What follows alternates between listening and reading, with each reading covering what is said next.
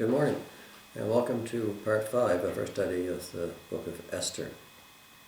Now, if you recall, at the end of the last chapter, Mordecai had asked Esther to go before King Ahasuerus to plead for the case of the Jewish people, after Haman had obtained from Ahasuerus the right and the law to have all the Jews put to death on the last day of the Jewish calendar, the day of Adar, the month of Adar. So now Esther was faced with making this decision to honor Mordecai's request and go before the king. And so she had asked Mordecai and the Jewish people to fast for 3 days, and most likely to pray for those 3 days as well, but to fast for 3 days before she made her decision and went in. So here we are in chapter 5. And the first part of chapter 5 says this: Now it happened on the 3rd day that Esther put on her royal robes and stood in the inner court of the king's palace, across from the king's house, while the king sat in his royal throne in the royal house facing the entrance of the house. So you have to understand this picture. According to historians, Herodotus and Josephus, this palace was a huge building with columns and maybe 200 feet long, adorned with precious stones, gold leaf. And the king was sitting on a throne covered with gold leaf and holding a scepter covered with gold leaf as well, and wearing his royal robes adorned with jewels and gold jewelry. And he could see through the open door at the end of this court, at the end of this palace, Esther standing in the court, wearing her own royal robes, and appearing before the king long before she appeared in the palace itself. And that's what she said. He was in the inner court of the king's palace, across from the king's house. Now, if you look at the apocryphal part of this book, and also the historian Josephus, it apparently gives the story that Esther was not alone. She was accompanied by 2 maids who were helping her, and she was leaning for support in one because she had been fasting now for 3 days with nothing to eat. And it also says that the king was very angry when he first saw Esther. He was full of wrath, and she obviously was afraid that this was the end of her life, and she apparently fainted. Now this evidently softened the king's heart. God softened the king's heart, and as a result it goes to where we start in the Bible, where it says, So it was, when the king saw Queen Esther standing in the court, that she found favor in his sight, and the king held out to Esther the golden scepter that was in his hand. Now that's all we have. Now, like I said, the apocryphal part of it says that she fainted, that she was distressed, and that the king took pity on her. The king found favor with her, and then his visage softened, his demeanor softened, and he then welcomed Esther into the court. So she was welcomed into the court, and he offered her the golden scepter that was in his hand. And Esther went and touched the top of the scepter. This was the routine by which the king made known his approval of someone appearing before him.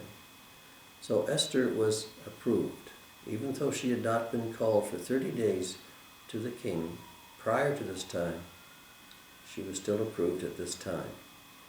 And the king then wanted to know, What do you wish, Queen Esther? What is your request? It shall be given to you up to half the kingdom. So he was very generous in his offer to Esther. After she appeared, after she was offered the golden scepter, after she and he sort of agreed with her being there. Now, this was the first step in the plan of Esther to get the king's approval for her being there. And it was an important one, because if he did not approve, she could be put instantly to death. So she was approved. And the king said to her, "What do you wish?" So Esther answered, "If it pleases the king, let the king and Haman come today and to the banquet that I have prepared for him, for him." All she asked was for the king to bring Haman, initially her arch enemy, to bring Haman to a banquet which she had prepared. Now, during the time when she was fasting and she was evidently praying, this must have come to her, this plan must have come to her. So she had prepared this feast for the king and offered to bring him and Haman to the banquet. Now, Haman was the king's favorite. He was the prime minister. He was the one whom the king really relied upon and found favor with. So it pleased him that Haman was invited as well as himself. And the king said, "Bring Haman quickly, that he may do as Esther has said." So the king and Haman went to the banquet that Esther had prepared. You notice, Haman wasn't asked if he wanted to come. The king just said, "Bring Haman." This was not Haman's decision. This was an order. Bring Haman to this banquet which Esther had prepared. So they went to the banquet. At the banquet of wine, the king said to Esther. Now it was typical in the times of these Persian kings to have a banquet as meat and food, vegetables, the whole thing. But afterwards, to have another so-called banquet of wine consisting of fruit and wine. And the king may have been feeling fairly good by this time. And Haman was there, and then he asked the king, "What is your petition? It shall be granted you. What is your request? Up to half the kingdom it shall be done." If you recall, there was a previous king who offered a girl half his kingdom for whatever she wanted, up to half his kingdom. And this girl wanted the head of John the Baptist. He regretted that decision at the time, as King Ahasuerus may regret this offer in the future as well. But he said, "What is your request up to half the kingdom?" And the Esther answered and said, "My petition and request is this." Then it stops, as if she has a change of heart, a change of mind, if God has prompted her into something else.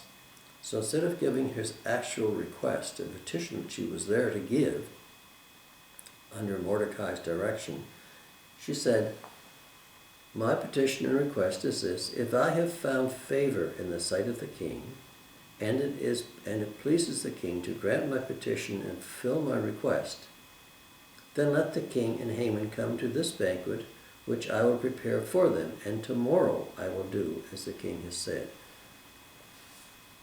So what she actually asks for is a second banquet, a second time, a second meeting with Haman and the king. This probably perplexed the king somewhat, and at the very least aroused his curiosity. So now a second banquet has been prepared and is in the offing. Now, Haman was very pleased with this. He went out joyful and gladly because Esther, the queen, had invited the king and himself alone to this banquet. This was very, very much in keeping with the pride that Haman had, to be honored with a banquet only for himself, along with the king and queen. And he saw Mordecai, however, at the king's gate, and Mordecai again did not acknowledge Haman's position. He did not stand, he did not bow, he did not move. And in spite of what Haman had just been offered, in spite of Haman's position, in spite of what he had been offered, he again was upset. He was filled with indignation against Mordecai. The pride of Haman was such that he had to have everyone honor him. And it was not good enough that most people did, that he was the prime minister, that he had the position of honor next to the king. This was not enough, because Mordecai filled him with anger, filled him with indignation, because Mordecai would not honor his position, would not give Haman the honor which Haman thought he deserved. And this really cheesed him off. This was the reason why he wanted all the Jews exterminated, was because of Mordecai's behavior. And this was another insult to his honor. And this is what happened. He restrained himself and went home and called to his friends and his wife Cherith. And Haman told them of his great riches, the multitude of his children, everything in which the king had promoted him, and how he had advanced him above the officials and servants of the king. He bragged to his family and to his friends all that he had. His pride was in his possessions and in his position. He bragged to them. He said, in his multitude of sons, multitude of children. Now, in the days in which this was written, one of the great indications of man's prowess was the number of children and the number of sons that he had. And it is said in history that Haman had 10 sons. So he was very full of himself. He was very proud of his family. He was very proud of his riches. He was very proud of his position. He was very proud of his standing with the king. He was exuberant over all this. But in spite of everything, his pride was such that he could not stand the fact that Mordecai would not honor him. This was his big hang-up. Haman said, however, besides all of his bragging about his riches and his children and his position, he said, besides, Queen Esther invited no one but me to come in with the king to the banquet that she prepared, and tomorrow I am again invited by her along with the king.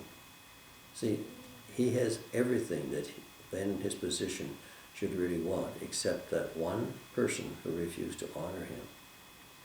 And he said, yet all this avails me nothing, so long as I see Mordecai the Jew sitting at the king's gate. This was his whole focus, was on this one person who would not give him the honor he thought he deserved. So as long as Mordecai was just sitting there and not giving him the deference that he thought he deserved, everything else seemed to be forgotten. All his riches, all his children, all his positions, all his wealth, everything was all forgotten because he was focused solely on Mordecai. And what did his wife say? His wife and all his friends said to him, let a gallows be made 50 cubits high, and in the morning suggest to the king that Mordecai be hanged on it, then go merrily with the king to the banquet. And this pleased Haman, so he had the gallows made.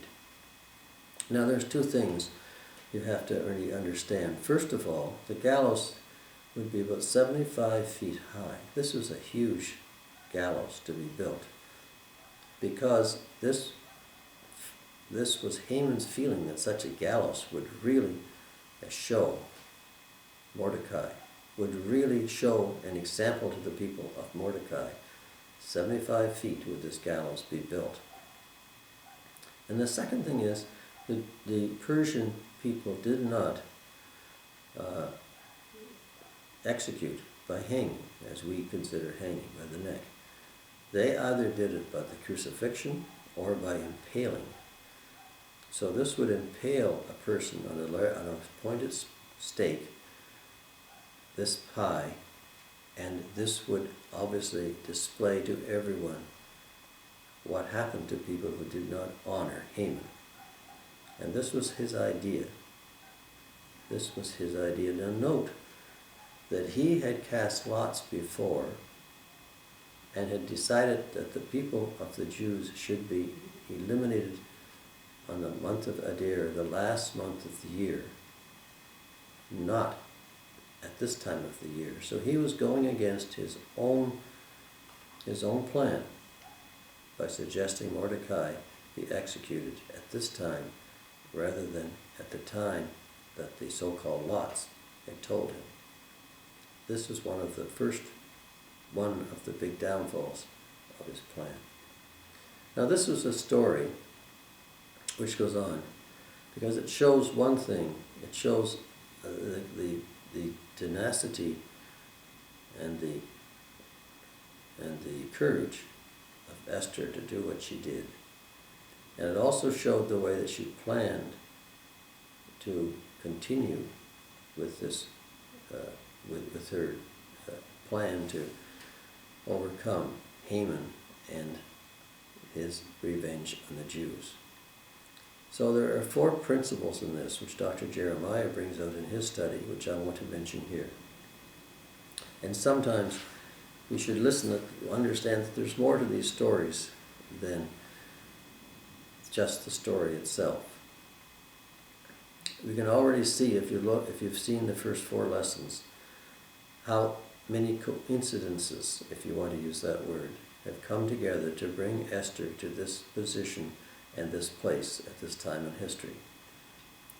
These are coincidences, if you want to believe that, or they are God-ordained times, God-ordained events, even though the people, the main players, are not God-fearing people, King Ahasuerus and Haman especially. So God is working behind the scenes, even though these people are not in deference to God himself, but he's still working behind the scenes. So there are 4 principles that seem to come out of this story, which we should mention. And the first of it is that if the project, or if the problem is serious, the more serious the problem, then the more necessary is the plan beforehand. This was a serious difficulty that Esther was going into, and she prayed and fasted for 3 days beforehand and made a plan in order to fulfill the undertaking that she was about to embark on. So the first real story, or the first real principle here, is that the more critical is the preparation needed for a more serious project. And if you look through the pages of the Bible, you'll see there's a number of times that this has been the case. If you look at Genesis 6, verses 9 to 22, or Genesis 41, verses 46 to 57, or 1 Samuel chapter 20, Matthew chapter 3, verses 1 to 6, Mark 13, verses 32 to 37, Luke 6, verses 12 to 16, all show times when it was necessary to have complete preparation because of the seriousness of the situation. And of course, in the situation with Jesus in the Garden of Gethsemane, where he prayed and fasted the night before his trial, also shows the prayer and the preparation that takes place before that situation.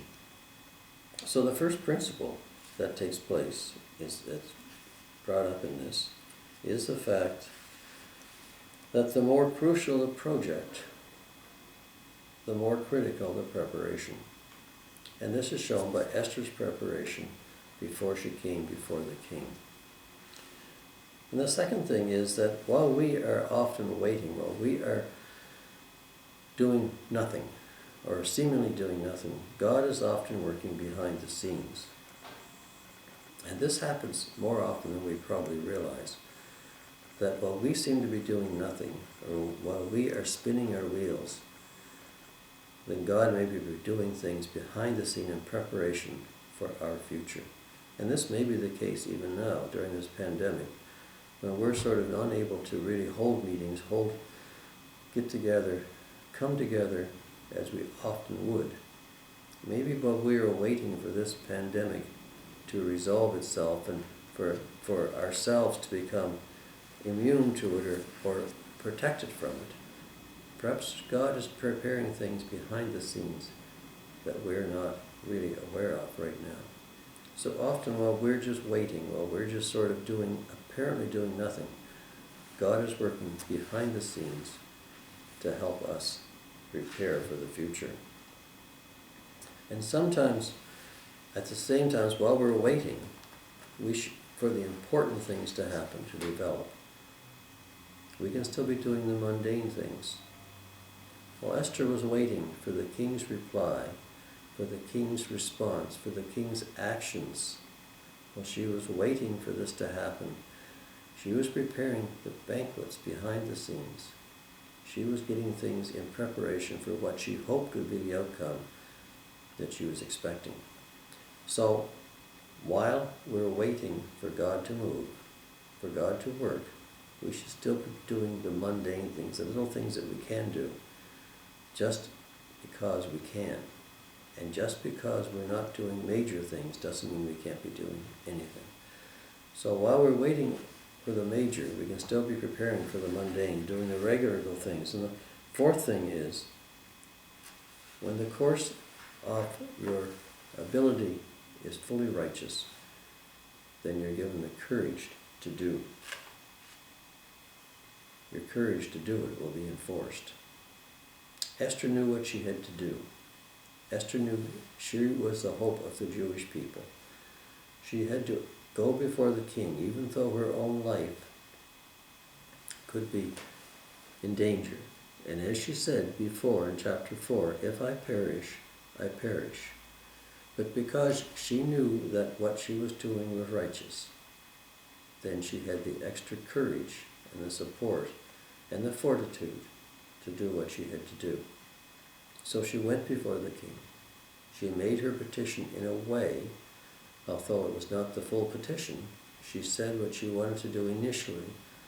And God maybe told her to do this, inferred in her to do this, and gave her this inclination she should defer her actual position, her petition, until after she had Haman and the king together and did something which they appreciated first, that is the banquet.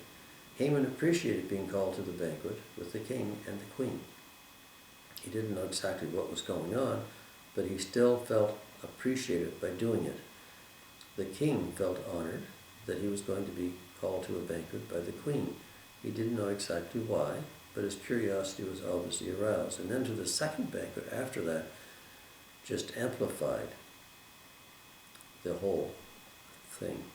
Even though Esther did not make her request fully known, but it endeared her to the king in some way, and maybe also endeared her a bit to Haman, even though he didn't really feel that way towards her. So this was the idea that because her project, what she was doing, was obviously righteous and needed to be done to save the Jewish people, then she had the courage and the fortitude to do what she had to do. And so it was that Haman then set the scene for his own destruction by going against his own plan to eradicate the Jews at the appropriate time. He jumped the gun, so to speak, and started the process moving much faster. And this was the beginning of Haman's downfall, as we'll see in the next few chapters. Anyway, that's all for today. Thank you for joining me. I hope to see you next week for chapter 6. In the meantime, have a good week. Bye for now, and see you soon.